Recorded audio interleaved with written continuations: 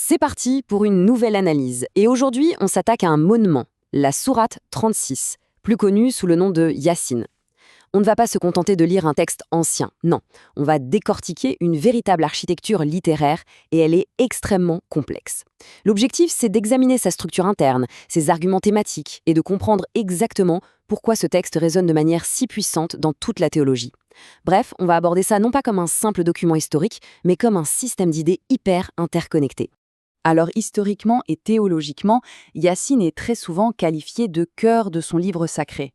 Mais pourquoi utiliser cette métaphore cardiaque au juste? Eh bien, c'est assez simple. Ce chapitre, il pompe littéralement la vie dans les thèmes primordiaux de l'ensemble des Écritures. En un seul espace très concentré, on y retrouve les concepts fondamentaux de la révélation divine, de l'histoire humaine, de l'observation de la création et pour finir, du jugement ultime. C'est un microcosme absolument parfait de l'ensemble du message. Pour bien cartographier ces 83 versets, on va diviser notre parcours en 5 sections. D'abord le cœur du texte, ensuite les histoires et avertissements, puis les signes dans la création, la résurrection et le jugement, pour terminer avec le rappel final. Commençons donc tout de suite avec notre première partie, le cœur du texte, qui couvre les 12 premiers versets. Et quelle ouverture! Le texte démarre directement par ces lettres mystérieuses Yassine. Ces lettres isolées, dont le sens exact fait d'ailleurs l'objet de débats académiques sans fin, servent à capter notre attention instantanément. Dès les tout premiers mots, le texte pose ses conditions et établit fermement sa propre autorité. Il se définit de manière explicite comme une révélation divine, un véritable guide pour l'humanité. Mais attention, en parallèle de cette guidance, on trouve un avertissement extrêmement clair contre l'incroyance et l'arrogance intellectuelle. Les bases sont posées et elles sont solides. Ce qui est vraiment fascinant quand on regarde cette structure, c'est la brillance architecturale de la répartition des thèmes. C'est presque mathématique.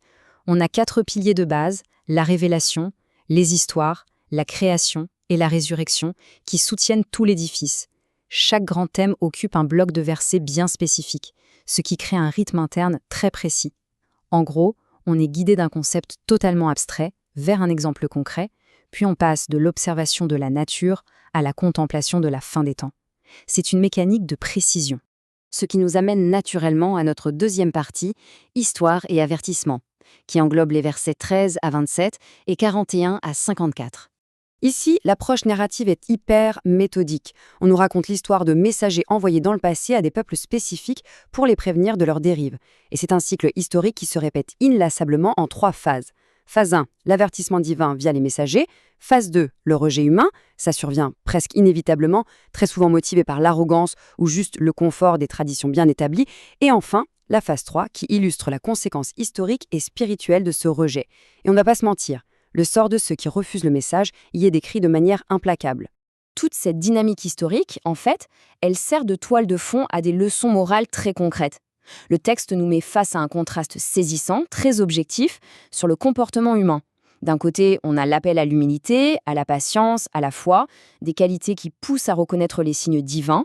De l'autre, on a le piège de l'arrogance, celui qui mène tout droit au rejet.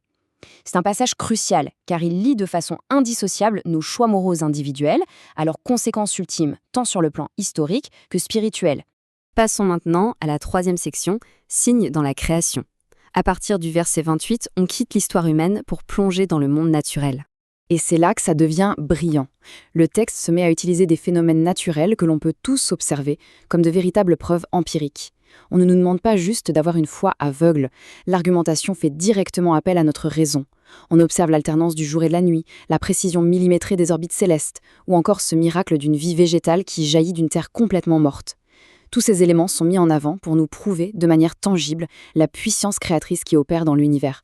Le cycle physique de la vie et de la mort, celui qu'on voit à chaque changement de saison, est utilisé ici comme une métaphore théologique d'une puissance incroyable. Le raisonnement est le suivant. Si une terre morte peut reprendre vie après une simple averse et donner des récoltes, alors la capacité de faire jaillir la vie de la mort est déjà un fait prouvé. L'argument central, c'est que cette même puissance infinie a tout à fait la capacité de ressusciter les morts quand l'heure viendra. La nature elle-même devient le miroir de l'au-delà.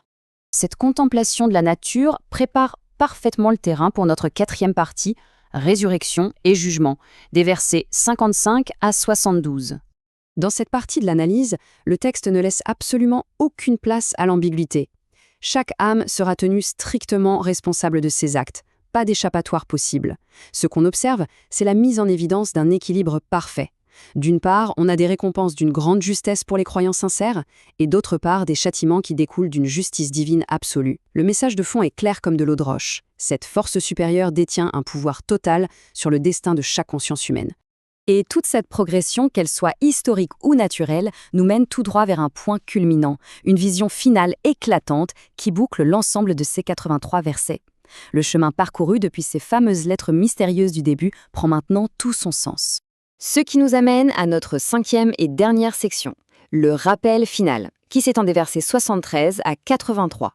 C'est là que s'opère la synthèse magistrale. L'argument final nous met directement face à la vulnérabilité humaine.